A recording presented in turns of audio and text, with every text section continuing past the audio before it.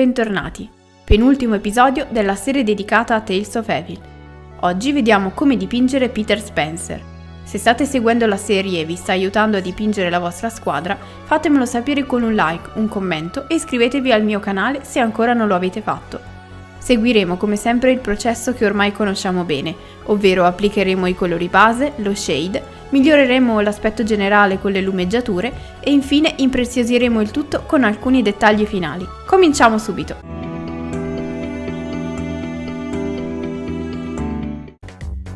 Iniziamo quindi stendendo un blu scuro come base, sia per i pantaloni sia per il maglione.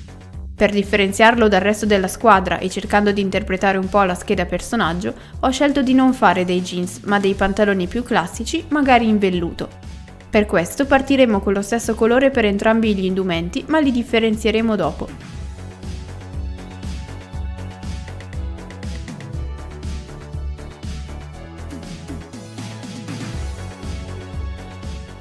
Per tutte le parti su cui creeremo un effetto metallizzato, stendiamo un grigio intermedio. In alternativa, in questa fase, possiamo scegliere un colore già metallizzato.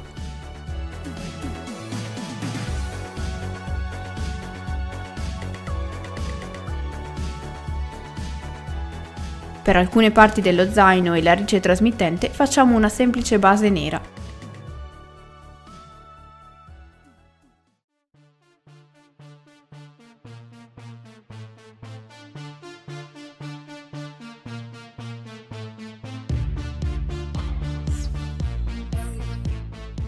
Usiamo poi un colore adatto alla carnagione per viso e mani.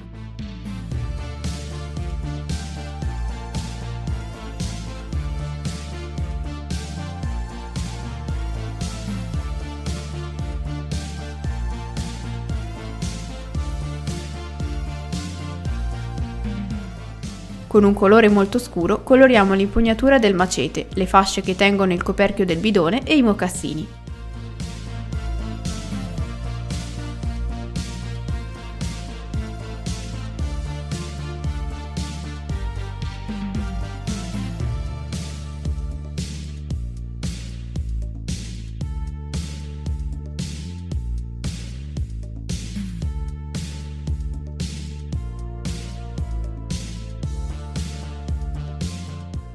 Il color avorio, meno brillante rispetto al bianco, è perfetto per definire il colletto della camicia e una sottile linea per i calzini che si intravedono.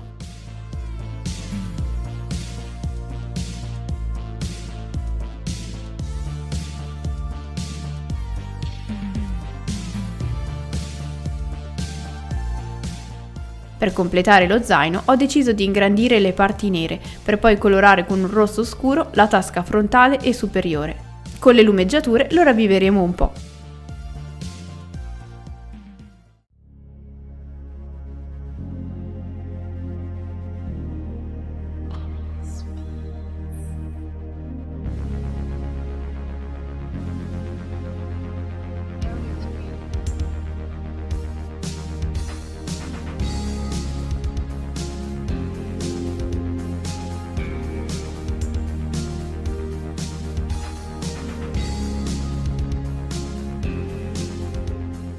Sempre con il colore nero ho deciso di dare una prima passata agli occhiali di Peter e alla basetta, ma proprio quest'ultima potete decidere di dipingerla solo alla fine.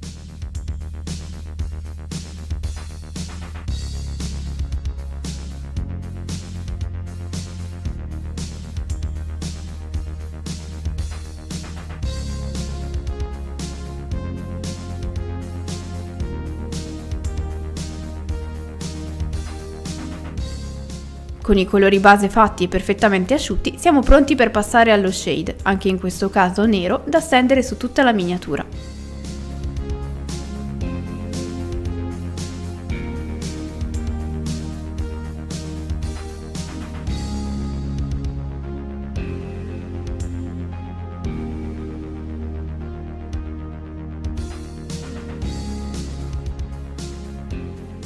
Una volta che si sarà asciugato completamente, potremo ravvivare tutti i colori e creare volumi con le lumeggiature.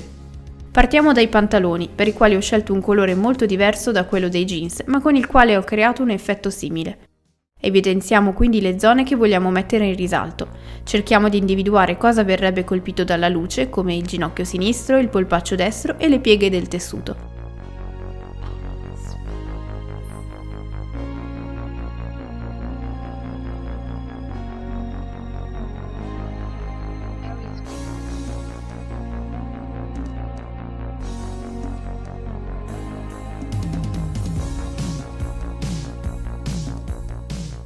Una volta messe in risalto, creiamo un tono intermedio semplicemente miscelando i due colori insieme al 50%, colore che usiamo per mascherare lo stacco e sfumare con semplicità luci e ombre.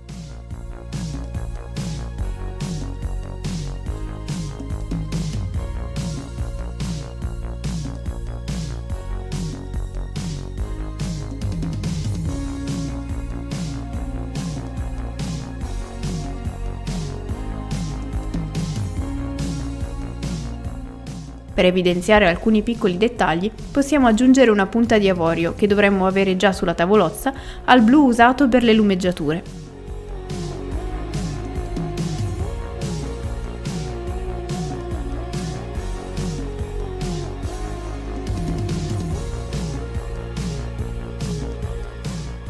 Scegliamo poi un blu abbastanza scuro con un sottotono diverso per il maglione. Ripassiamolo leggermente evitando tutte le pieghe del tessuto in ombra, scurite dallo shade.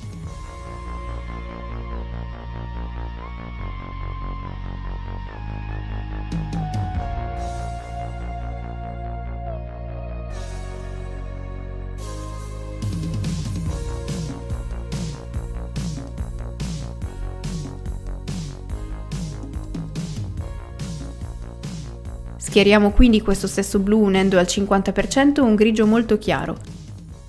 Così facendo si creerà un blu spento che potremo usare per modellare il tessuto mettendo in risalto solo le pieghe più voluminose.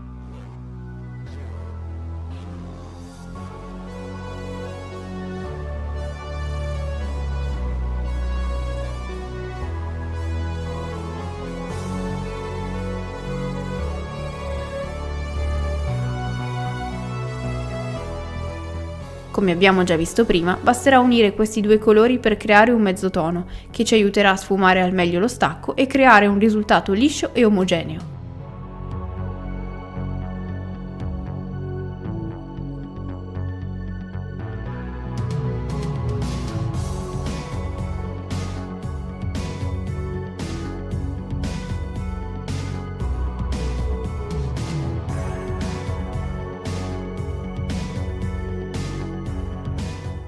Ci può essere anche molto utile per sistemare l'equilibrio tra zone chiare e scure se magari ci rendiamo conto di aver sbagliato le proporzioni. Riprendiamo l'avorio per ravvivare l'estremità del colletto e qualche piccolo tratto sui calzini in corrispondenza dei talloni, ovvero la zona più sporgente.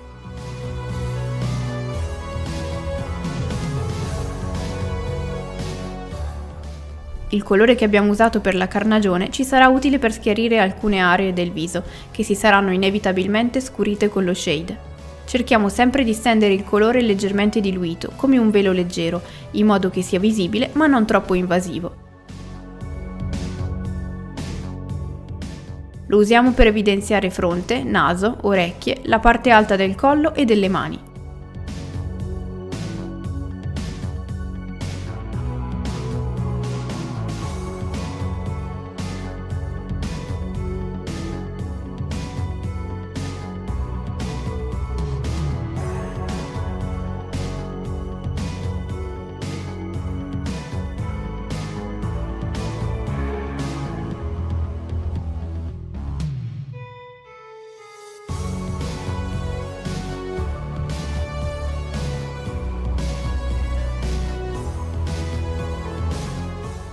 Per rendere più marcata la forma del viso, possiamo ripassare alcune zone in ombra già scurite dallo shade, come ad esempio la parte bassa della mandibola, la zona più nascosta del collo o delle mani.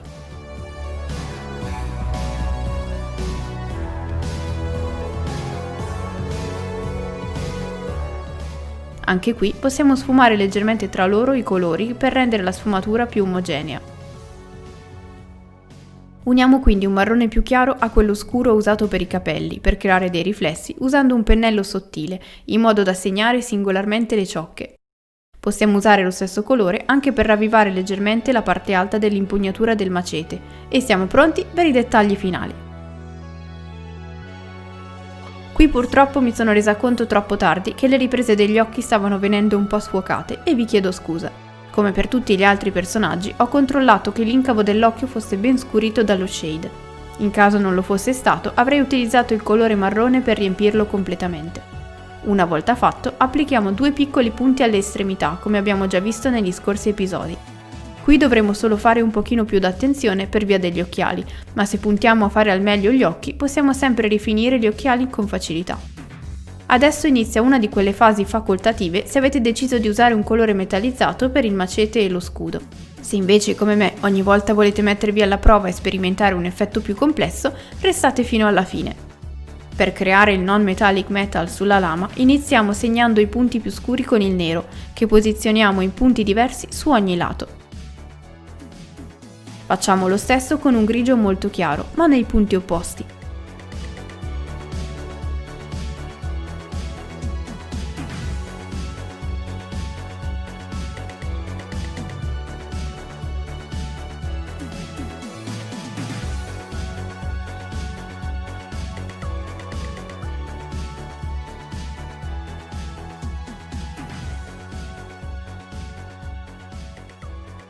Riprendiamo il grigio di base e ripassiamo tutte le zone intermedie tra quelle appena segnate, magari migliorando leggermente il punto in cui si toccano. Per questi passaggi vi consiglio sempre di stendere i colori con dei piccoli tratti diagonali, che ci saranno utili per le sfumature che stiamo per creare. Aggiungiamo al grigio più chiaro una pennellata di quello di base e creiamo un tono intermedio. In questo modo sarà molto più semplice, stendendo il colore leggero, coprire lo stacco e creare gradualmente, tratto dopo tratto, una sfumatura liscia.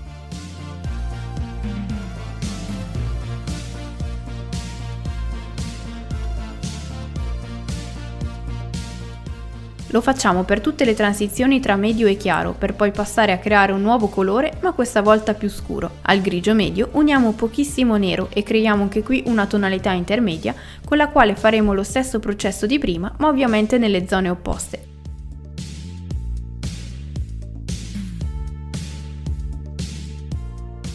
Come vedete, man mano che applico il colore, ne rimuovo un po' passando il pennello sul dito.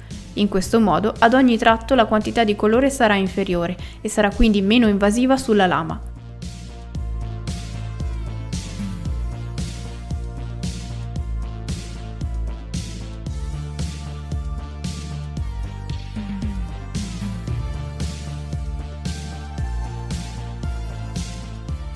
Continuiamo così, passando tra un grigio e l'altro al bisogno, in modo da raggiungere il risultato sfumato e omogeneo che ci soddisfa. Per un tocco in più utilizziamo il bianco da usare leggermente diluito in modo che il pennello scorra bene, ma non troppo o ci sarà impossibile essere precisi. Con un pennello molto sottile cerchiamo di rifinire i profili della lama, così da evidenziare al meglio tutti i lati e creare ulteriori riflessi.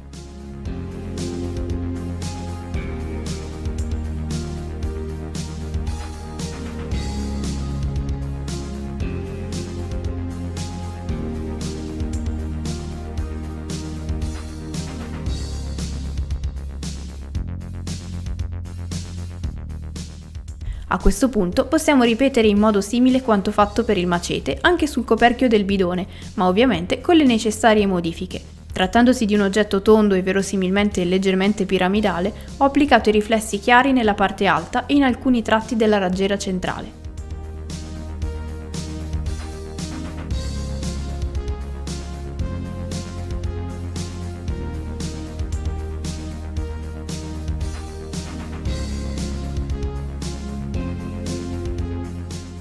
Visto che qui ho preferito creare contrasti meno marcati, sono passata al grigio medio, per amalgamare prima le zone chiare.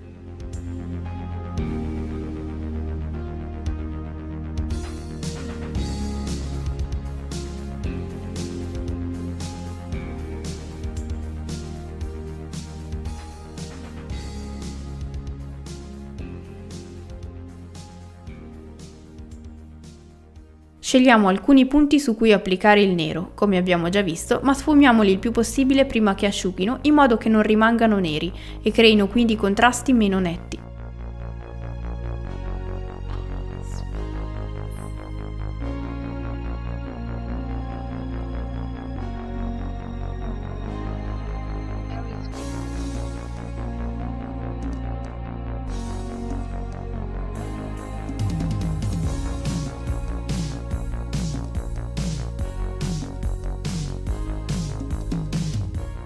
Continuiamo quindi con il processo già visto, amalgamando pennellata dopo pennellata le sfumature su ogni raggio e sulla parte tonda.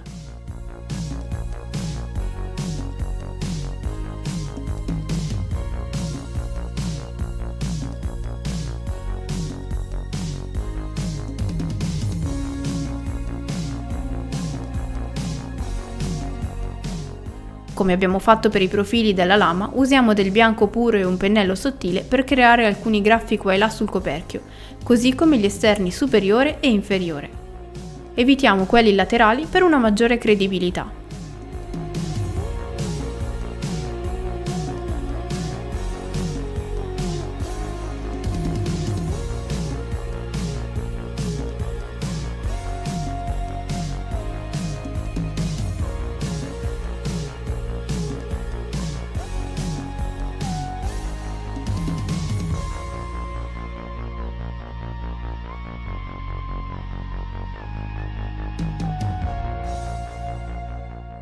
Allo stesso modo evidenziamo solo la sezione superiore della cerniera con piccoli tratti. Ripassiamo poi con il nero coprente le aree scure dello zaino. In questo modo le parti rosse si noteranno molto di più.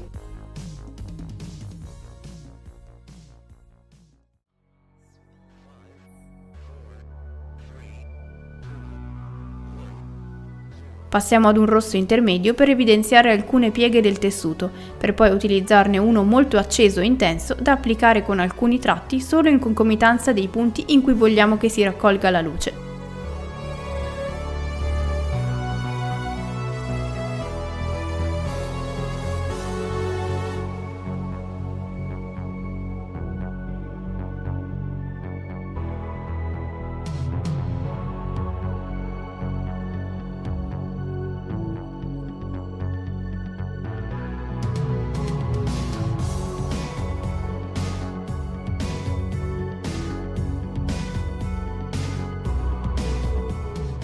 Lo stesso marrone che abbiamo usato per i riflessi nei capelli ci sarà utile per aggiungere qualche dettaglio anche sui mocassini.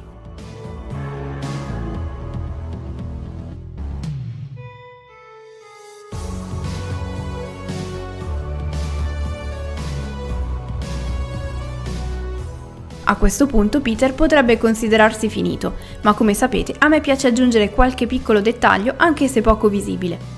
Per questo ho deciso di creare una texture poco marcata sul maglione, disegnando con un colore molto simile alla base delle linee sottili e verticali. In questo modo si elimina parte dell'effetto piatto creato da abiti così simili.